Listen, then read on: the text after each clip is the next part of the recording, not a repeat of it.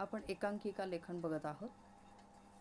एकांकी म्हणजे एक अंकी नाटक हे आपण शिकतच आहोत. एकांकिका म्हणजे स्थलाकालाच्या मर्यादित अवकाशात आपल्या सर्व नाट्यशक्ती एककेंद्रित करणारा, थोडक्यात उत्कट, एकसंग आणि एकजिन्सी असा एकच एक परिणाम साधणारा, संपूर्ण स्वयंपूर्ण एक अंकी नाटक प्रकार म्हणजेच एकांकिका. एकांकिका मागची पार्श्वभूमी बघताना हे आपल्या लक्षात येईल की पूर्वीच्या काळी जे 5-5 अंकी नाटक चालत होतं, एक अंक जो रात्रभर चालत होता, एकच अंकाचं संगीत नाट्यगीत हे एक दिवस चालत होते, एक रात्र वन्स मोर म्हणून एकच गीत रात्रभर चालत होतं. त्या नाटकाचं एक छोटं रूप एक अंकी नाटक आपल्याला स्थळ आणि काळाच्या मर्यादा लक्षात घेऊन, म्हणजे आजच्या स्पर्धेच्या जगात कोणत्याही व्यक्तीला वेळ नाही आहे आणि म्हणून वेळ नसल्याकारणाने स्थळ आणि काळाच्या मर्यादा लक्षात घेऊन 5-5 अंकी नाटकाचं जे कथानक असेल, जो नाटकाचा आत्मा असेल, त्या नाटकाच्या सर्व नाट्यशक्ती एकाच ठिकाणी केंद्रित करणारा, थोडक्यात उत्कट, एकसंघ आणि एकजिन्सी असा एकाच एक परिणाम प्रेक्षकांवर दाखवणारा संपूर्ण एक अंकी नाट्यप्रकार म्हणजेच एकांकिका होय. कारण भरताने संस्कृत नाट्यशास्त्रात नाटकाचे 10 प्रकार सांगितले. त्यातील भाण असेल, वृत्सुंग टीकांक असेल, व्यायोग्य असेल आणि विधी आहे, हे 4 प्रकार आपल्याला एकांकिकेचे आहे. म्हणजे इसवी सन 6व्या शतकात भरत मुनींनी नाट्यशास्त्र या ग्रंथामध्ये एकांकिकेचा ही पूर्ण अभ्यास या ठिकाणी मांडलेला आहे. त्यातील भाण हे पूर्ण एक अंकावर आधारित आहे. वृत्सु टीकांक, व्यायोग आणि विधी हे 4 प्रकार एकांकिकेचे समजले जातात. याचाच अर्थ भरताच्या काळातही हे 4 प्रकारची नाटकं होत असावीत, म्हणून याचा उल्लेख आपल्याला या ठिकाणी सापडतो. स्थल, काल व कथानकाची एकता साधणाऱ्या, प्रभावी व्यक्तिरेखा असणाऱ्या व एकसंग स्वरूपाच्या 5 स्वयंपूर्ण एकांकिका भास या नाटककाराने लिहिलेल्या आहेत. पण भासाला अनुसरून नंतरच्या नाटककारांनी अशा एकांकिका लिहून एक प्रवाही परंपरा आपल्याला निर्माण केल्याचं आढळत नाही. कारण भासानंतर या नाटकावर भरताने काम केलेलं आहे. परंतु भास आणि भरतानंतर आपल्याला ह्या एकांकिका हा जो इतिहास आहे हा प्रवाही ठेवल्याचे कुठलेही आपल्याला त्याचे अवशेष दिसत नाही. भारतातल्या ब्रिटिश राजवटीच्या काळात मुख्य म्हणजे संस्कृत आणि इंग्रजी वाङ्मयावरून स्फूर्ती घेऊन मराठी एकांकिका आपल्याकडे लिहिल्या गेल्या. भारताच्या स्वातंत्र्यानंतरच्या काळात मात्र हा नाट्यप्रकार मराठीत उदयास आलेला आहे आणि तो भरभराटीस आला. एकांकिका सुमारे अर्धा ते पाऊण तासाची असते आणि या अर्ध्या ते पाऊण तासात एकाच अंकामध्ये तुम्हाला पूर्ण नाट्याची केंद्रवर्ती भूमिका या ठिकाणी स्पष्ट करावी लागते. ती बहुरूपिणी असते, म्हणजे तिचं एक रूप नसतं, अनेक पैलू तुम्हाला त्या अर्धा ते पाऊण तासात दाखवावे लागतात. तिला कोणत्याही विषयाचे वावडे नसल्याने ती काव्यमय, चर्चात्मक, प्रहसनात्मक, तत्वचिंतनपर, रहस्यकथेसारखी असू शकते.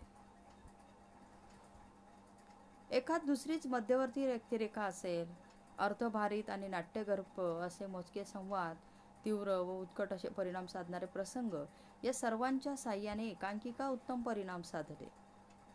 आणि आजच्या मराठी एकांकिका ही एक प्रवेशी न राहता ती बहुप्रवेशी आणि बहुकेंद्री झालेली आहे. ती एकात्म परिणाम साधत जाते. नाटकाचा दीर्घ परिणाम ती प्रेक्षकांच्या मनावर आपला एक परिणाम साधून जाते. मराठीतील सुरुवातीच्या एकांकिका जर आपण पाहिला, या इंग्रजी एकांकिकांचं अनुवादन आणि रूपांतर आहे. उदाहरणार्थ इंग्रजी दी सिक्रेट याचा किरातांनी केलेला जो काही संशयी शिपाई हा अनुवाद आहे, आणि द डिअर डिपार्टेड हा जो काही अनुवाद आहे, तो अनुवाद आपल्याला या ठिकाणी सापडतो. त्यानंतर कमिंग थ्रू द राय या एकांकिकेचं माधव मनोहर यांनी केलेले अनुक्रमे आजोबांच्या मुली आणि जन्मापूर्वी ही रूपांतरं आपल्याला या ठिकाणी आढळतात. तसेच दिवाकर कृष्णांचे आंधळे म्हणजे मूळ लेखक जे आहेत ते म्हणजे मेटरलिंक आहे. राम गणेश गडकरांचं दीड पानी नाटक हे बहुधा अनुवादित नसलेलं ही एक स्वतंत्र एकांकिका आहे. तर या पुढील काळात अनंत काणेकर असेल, दत्तू बांदेकर असेल, भावी वरेरकर असेल, मोगरा अंगणेकर असेल, व्यंकटेश वकील असेल, शंकरबा शास्त्री असतील इत्यादी लेखकांच्या एकांकिकाही आपल्याला या ठिकाणी दिसतात.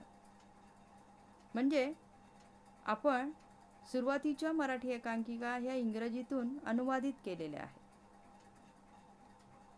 आणि तशा त्या आपल्याला त्याची उदाहरणं या ठिकाणी सापडतात. इसवी सन 1950 मध्ये ज्या आपण एकांकिका बघत आहोत त्या 1950च्या पूर्वीच्या एकांकिका आपण बघत आहोत. तर या एकांकिका 1950 मध्ये मुंबईतील भारतीय विद्याभवन या संस्थेने आंतरमहाविद्यालयीन एकांकिका स्पर्धा त्यावेळेला घ्यायला सुरुवात केलेली दिसते. आणि मराठीत एकांकिका हा नाट्यप्रकार त्यावेळेला बहरास आला. त्याआधी मराठी रंगभूमीला एकांकिका माहिती नव्हते. आपण इंग्रजीवरून त्याचं रूपांतर केलेलं आहे आणि इंग्रजीकडून वन ॲक्ट प्ले ही संकल्पना आपण घेतली आणि तसं मराठीमध्ये आपण रूपांतरित आणि भाषांतरित एकांकिका लिहायला लागलो. आता एकांकिकाच्या अनेक स्पर्धा होतात आणि मराठीत दरवर्षी असंख्य अशा एकांकिका स्पर्धाही होतात आणि रंगमंचावर त्या सादरही केल्या जातात.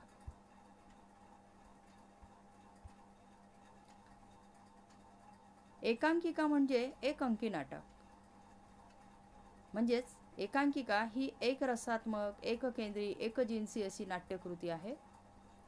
म्हणजे काव्य प्रकारात जे भावगीताचं स्वरूप आहे की काव्य प्रकारात पूर्ण भाव ओतलेला असतो, तशा पद्धतीने ही एकजिन्सी नाट्यकृतीमध्ये नाटककाराने आपला आत्मा ओतलेला असतो. ही एक रसात्मक, एककेंद्री आणि एकजिन्सी अशी नाट्यकृती असते. एकांकिकेमध्ये एकच प्रसंग व एकच घटना असते. त्यामध्ये उपकथानकांना बिलकुल अवसर नसतो. जसं नाटकांमध्ये उपकथानकं असतात, कथा कादंबरीमध्ये उपकथानकं असतात, तसं या ठिकाणी उपकथानकं नसतात किंवा त्यांना अवसर नसतो. अत्यंत मोठ्या संदर्भाचा गतिमान भार घेऊन एकांकिकेची सुरुवात होते आणि या संदर्भामुळे नाट्यवेग अखेरपर्यंत एकसारखा वाढत जातो आणि तो उच्च बिंदूला येऊन एकांकिका त्या ठिकाणी संपून जातो. अतिशय उच्च कोटीला, उच्च स्तराला तो येतो आणि त्या ठिकाणी एकांकिकेचा शेवट होतो किंवा एकांकिका संपते. प्रसंगाच्या आणि व्यक्तिचित्रांच्या अनावश्यक तपशिलांच्या काटछाटेतून एकांकिकेचे सामर्थ्य एककेंद्रित होते. एकांकिकेत वापरलेला प्रत्येक शब्द हा नाट्यगर्भ आणि अभिनयगर्भ असल्याविना तिला सामर्थ्य आणि सौंदर्य हे लाभत नाही. म्हणून संस्कृत एकांकिका या ठिकाणी जर आपण बघितली, प्राचीन एकांकिका भासाच्या या प्रहसनामध्ये हे प्रकार आहेत.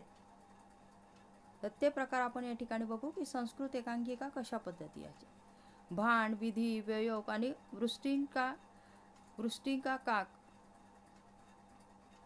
वृष्टिकांक हे 4 रूपक प्रकार एकांकी असून प्रहसन हे एकांकी तसेच 2 अंकीही असते. भासाची, उरभंग, कर्णभार इत्यादी 5 रूपके हे एकांकी आहेत.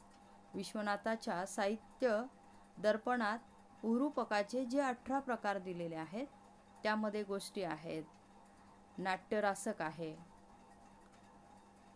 उल्पाप्य आहे, प्रेखन आहे, रासक आहे, श्रीगदित आहे, विलासिका आहे, हल्लीश आहे, हे एकांकी आहे. रैवत मदनिका आहेत, वालिवद आहे, मेनका हितम आहे, देवी महादेवम आहे, ही त्याची उदाहरणं आपल्याला या ठिकाणी बघता येतील. हे एकांकिकेचे हे प्रकारभेद आहेत, विविध प्रकार आहेत एकांकिकेचे आणि त्याचे उदाहरण आपल्याला संस्कृत एकांकिकेमध्ये सापडतं. आता हे जे विविध प्रकारभेद आहेत ते रसवैचित्र्य, पुरुष पात्र संख्या, स्त्री पात्र संख्या, नायक नायिका भेद, वृत्ती वैचित्र्य, संधी वैचित्र्य, भाषाभेद इत्यादींवर अवलंबून आहेत. पण बहुसंख्य ज्या एकांकिका आहेत त्या एकांकिकांमध्ये जी 2 लक्षणं आहेत ती 2 लक्षणं आपल्याला सारखीच आढळतात. त्याच्यातलं पहिलं लक्षण म्हणजे कथानक रचनेतील पंचसंधींपैकी गर्भ आणि विमर्श हे 2 संधी एकांकिकेमध्ये नसतात. गर्भ आणि विमर्श या ज्या 2 संधी आहेत त्या 2 संधी एकांकिकेमध्ये नसतात. म्हणजे कथानकाचा विकास हा अंकुर दशेनंतर झपाट्याने होऊन फलप्राप्तीकडे जातो. अंकुर दशेनंतर म्हणजे ती सुरू झाल्यानंतर, जसं बीजाला अंकुर फुटतं आणि नुकती सुरुवात होते तसं कथानकाचा जो विकास असतो तो अंकुर दशेनंतर झपाट्याने होऊन फलप्राप्तीकडे जात असतो. म्हणजे तो सुरू होतो, एकाच रचनेतून सुरू होतो आणि उच्च कोटीला जाऊन संपत असतो. आणि दुसरा जो लक्षणं एकांकिकेमध्ये आढळतात तो म्हणजे एकांकिका हा नृत्यप्रधान असल्याने कौशिकी आणि भारती या 2 वृत्तींचा तिथे प्रायतत्वावर वापर केला जातो. नृत्यप्रधान एकांकिका असल्याने कौशिकी आणि भारती या 2 वृत्तींचा या ठिकाणी आपल्याला वापर केलेला दिसतो. रूपामध्ये डोंबी असेल, भाणिका असेल, प्रेक्षणंक असेल, प्रस्थानक असेल इत्यादी काही आणखीन एकांकिका रचना आपल्याला या ठिकाणी दिलेल्या आढळून येतात.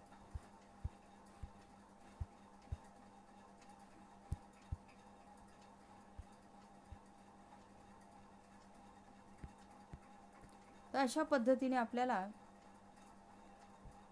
एकांकिका रचना या बघता येतात.